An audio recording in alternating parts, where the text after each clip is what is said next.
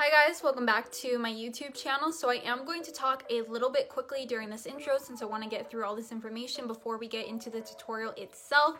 The first thing is that we are obviously not in my office/studio today, and that is just because I wanted to use natural lighting as opposed to studio lighting for this makeup tutorial. The second thing is that I am filming this intro hours after I filmed the tutorial itself, so if it looks a little dark now, don't worry, the tutorial will be much brighter. But anyways, in today's video, I'm going to be sharing how I created this rose gold Valentine's Day makeup look using 100% non-toxic products from start to finish. Also, I paired it accordingly with this rose top from Reformation that I am so obsessed with. Unfortunately, they are sold out in all sizes except for extra large right now, but the good news is that they do have a wait list, which means they will eventually restock, so I will make sure to provide a link to this down below. Also, if you guys are interested in these lip sunglasses that I was wearing in my thumbnail, they are also completely sold out on Amazon in red, but the last time I checked they still did have them in black, so if you guys still want to go check them out as well, I will make sure to provide a link to that. But if not, I also picked up these red and gold little glasses from Amazon, which I actually prefer for this particular look a little bit more than those first sunglasses, and that's because you can see that they have gold on them, which matches this gold necklace and these gold studs I'm wearing. Both the necklace and the studs are from Mejuri, which is my favorite jewelry company, and that's because they source and create all their jewelry ethically. This is not sponsored. I just love that company so much that I wanted to go ahead and share it with you guys. So with all of that said, please make sure to give this video a thumbs up at any point if you like it. It is the #1 way you can support my YouTube channel. So with all of this aside, without further ado, let's get into it. So the first thing I'm going to do is I'm going to take this mattifying primer from 100% Pure. I actually just got this in the mail about an hour ago. This is my first time trying their mattifying primer. For years I've been using 100% Pure's Luminous primer, but more recently I decided that I want to start trying more matte makeup looks. And also, all of the products that I'm going to be using in this video, except for my eyelashes and my eyelash glue, are from 100% Pure. That's not because this video is sponsored, it's just because I have really been using 100% Pure's makeup products almost exclusively for, I'd say, probably about 4 years now.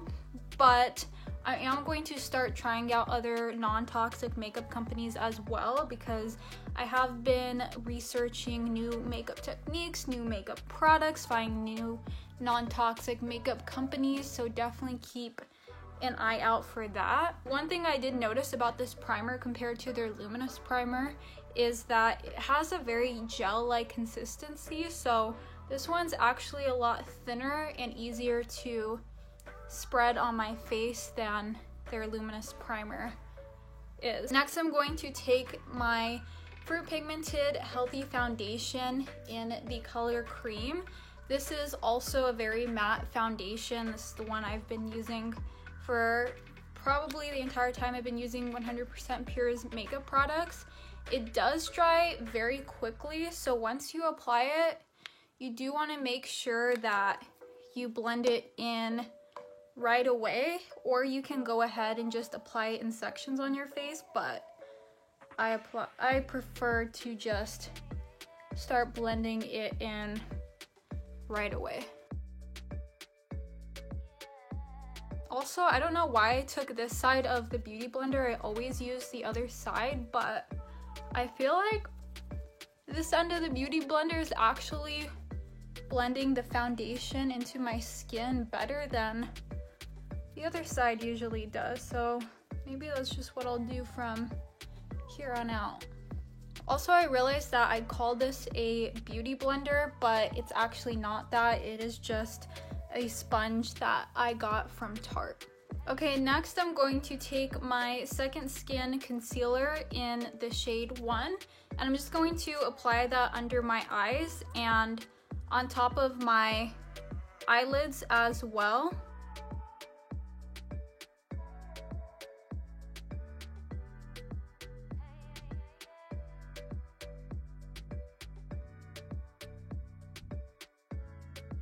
Okay, now I'm going to take this Bamboo Blur translucent powder, and I'm gonna keep it real with you guys.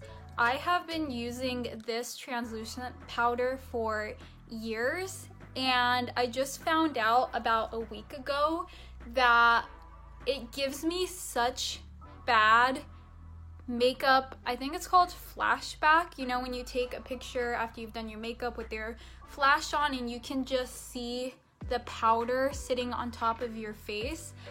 So I wouldn't recommend this if you are going to go out at night, for example, and you're going to be taking pictures with flash. And I realized that's because there are 3 main ingredients that supposedly cause flashback. That's titanium dioxide and zinc oxide, which are found in a lot of SPFs, and also silica. And the only ingredient in this translucent powder is silica.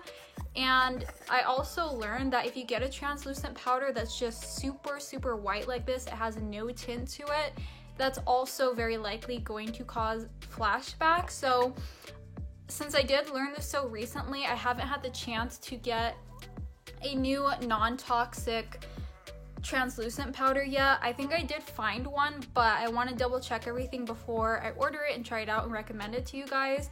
So again, just keeping it real, I'm going to set my under eyes with a little bit of this, but I definitely would not recommend it if you know that you're going to be taking pictures with flash on, you know, especially if you're going to be going out at night on Valentine's Day or anything like that. Also, let me know if you guys want to see a 100% non-toxic, no flashback makeup tutorial, because I literally stayed up until like 12:30 in the morning this morning just doing research on literally all of 100% Pure's products and ingredients in them, and finding new non-toxic makeup companies and looking at their ingredients. So theoretically, based on ingredients alone, I do think I found a 100% non-toxic, no flashback makeup routine. And once I get the products, I'm gonna go ahead and try it out. And if it works and you guys wanna see that, I definitely will make a video on it. So please let me know down in the comments below if that is something that you guys are interested in. I'm also going to take just whatever's left on my sponge, and I'm going to puff up my cheeks and put it in my smile lines to prevent any excess creasing. Next, I'm going to take my brow pomade, also from 100% Pure, in medium brown. And before I start filling my brows in, I just like to very quickly brush them up with this double-ended brow brush that I've had for years now. And I fill them in by making a line on the top and bottom of the brow. Sorry guys, it's kind of hard to talk while I'm doing this. And I do bring my line pretty close to the front. I know a lot of people try to avoid that, but it's just what I do. I bring it pretty close to the front, but as I do get closer to the front, I make my strokes very light so that the end of my brow is darker and the beginning of it is lighter. So I'm gonna go ahead and do that so you guys can see what I mean.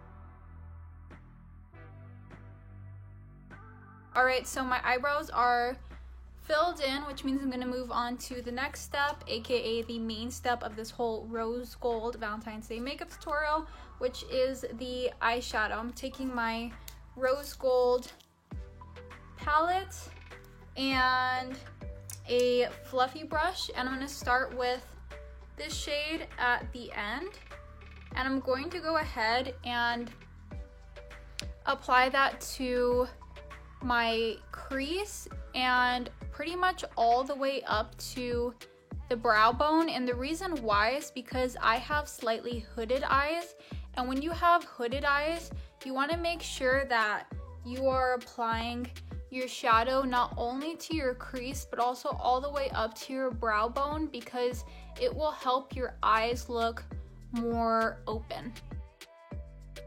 Next, I'm going to take this shade right here, and I'm going to do this little outer V motion at the corner of my eye.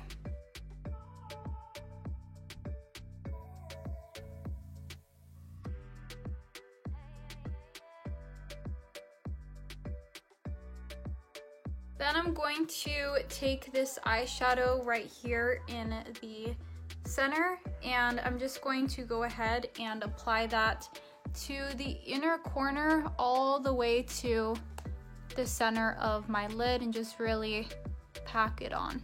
Then I'm going to take a little pencil brush, and I'm going to go back in with this shade here at the end, and I'm going to apply that under my eye.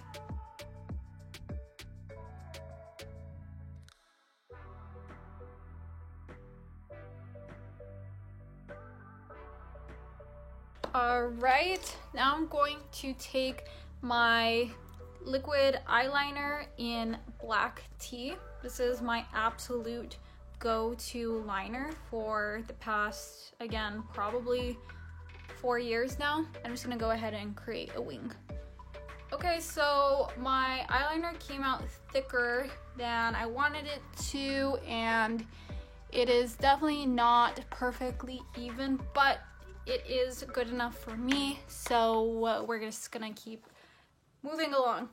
Alright, so the next thing I'm gonna do is I'm going to grab my lash curler, and I'm just going to curl both of my lashes. I usually like to do about 5 pumps per lash. I just realized that I got eyeliner on my eyeshadow again, so once again we're gonna let that dry. I'm gonna take one of my organic Q-tips, and then I'm just going to erase it off. Alright, so like I was saying, we're gonna take the ultra lengthening mascara in Black Tea. Now, I was going to use these velour lashes in the style Dream Girl today because they're the same length throughout the entire lash, and they're very long, they look very soft.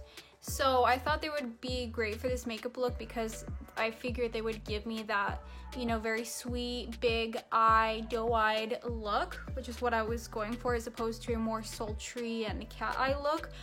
But I was trying to take these out of the packaging yesterday, and I don't know if you guys can see, but both of the lashes literally completely fell apart into a bunch of different pieces, and I don't know why. I've never had that happen with any pair of lashes that I've ever had, including any that I've gotten from Velour. So I figured maybe this was just a bad batch or something like that. So unfortunately, I don't have any specific lashes to recommend to you guys today because these were my only pair. All the other pairs I have are just way too dramatic and they just don't go with this kind of look. So I'm going to take a pair of lashes that I got years ago instead. I don't even remember where they're from, so I'm really sorry about that, but you guys can just use whatever lashes you prefer to use for this look. Oh, and also before I go ahead and apply them, I did want to talk about this lash glue from True Glue. It is the only lash glue I think I've been using for at least the past 2 years now. I think I've just been using it since the time I first came across it because it is the only non-toxic lash glue that I've been able to find that I feel comfortable with all of the ingredients. I haven't had any issues with it whatsoever. I think it works just as well as the non-toxic lash glues that I used in the past. So I would recommend this to anyone. That way you can use more non-toxic makeup products, but I would especially recommend it to those who get a lot of eye irritation whenever they do not use non-toxic eye products. Okay, so my lashes are applied, which means it is time to move on to completing the rest of my face. The next thing I'm going to do is I'm going to take my Cocoa Pigmented Bronzer in the shade Cocoa Gem, and then I'm just going to take my angled brush, dip it in here, and then I like to start at my cheeks. I kind of make a fishy face, try to see where my cheekbones are, and then attempt to carve them out.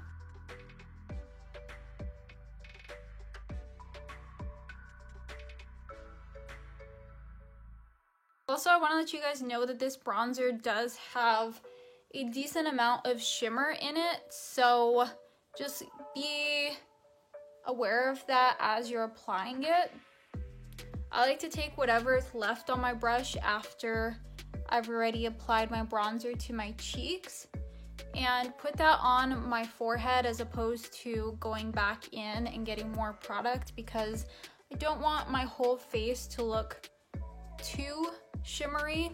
And then I'll take whatever left on my brush after that, and I will just very lightly sweep it along my jawline. I do that now as opposed to going back in and getting more product, because I found in the past that when I do go back in and get more product, I put too much on my jawline and then you can actually see it in photos. So then I'm going to take my blush in Mimosa. This is my go-to blush for literally every makeup look that I do right now.